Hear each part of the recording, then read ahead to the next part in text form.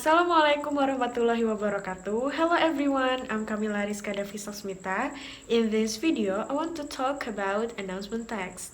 Before we make announcement text, first I want to explain about the announcement text, and then the function of announcement text, also the structure of the text, and then I will give the example, and then we make announcement text. So what is the definition of announcement text?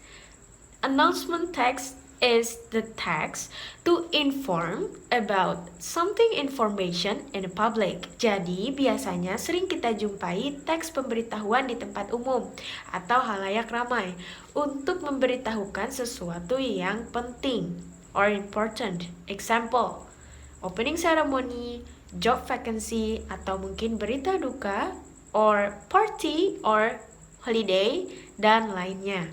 Jadi, apa sih tujuannya dari announcement text? Usually, announcement text to give a formal written notice a certain events. Jadi, untuk menginformasikan informasi yang dianggap penting yang disampaikan kepada khalayak ramai secara spesifik kepada kalangan tertentu, seperti contoh-contoh yang telah disebutkan tadi. Then we move to the structure of announcement text. There are two important things that contains in announcement text. First, title, and then explanation. From the title, we know that what is the point of announcement.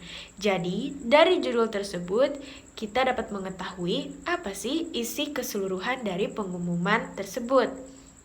Meski terkadang tidak disebutkan dengan jelas, tapi kita dapat melihat gambaran umum dari judul teks pemberitahuan tersebut. Kemudian, explanation. In this part, we know that the type of event, date and time, place, participants, and of course, the contact person or address for this announcement. Jadi, dari explanation ini adalah penjabaran secara detail apa sih yang dibicarakan dalam teks pemberitahuan tersebut, yang mencakup seluruh informasi dari kegiatan-kegiatan atau informasi-informasi penting lainnya. Then, let's take these examples. Let's see the first example. It's about celebrating 20 years of partnership. So, we know that it's about a party.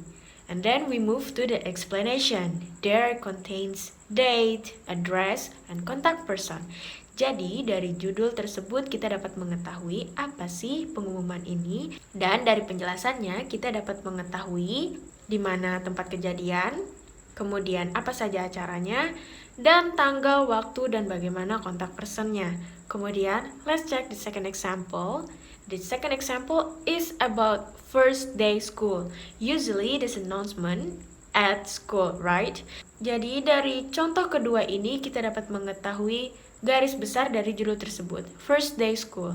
Jadi dalam explanation-nya termuat tanggal, tempat, jadwal. And then we move to the other example. Nah, ini adalah contoh pengumuman yang hanya menggunakan judul announcement.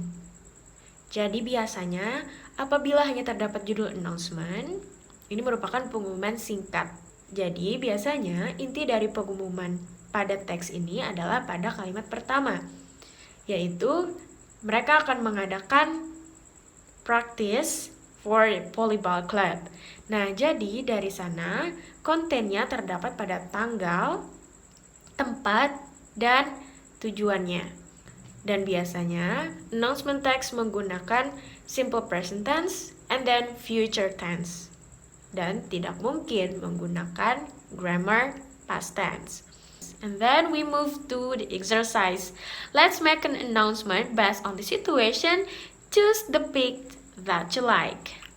So, here's 3 pictures. They're about the party, and then about the holiday or job vacancy.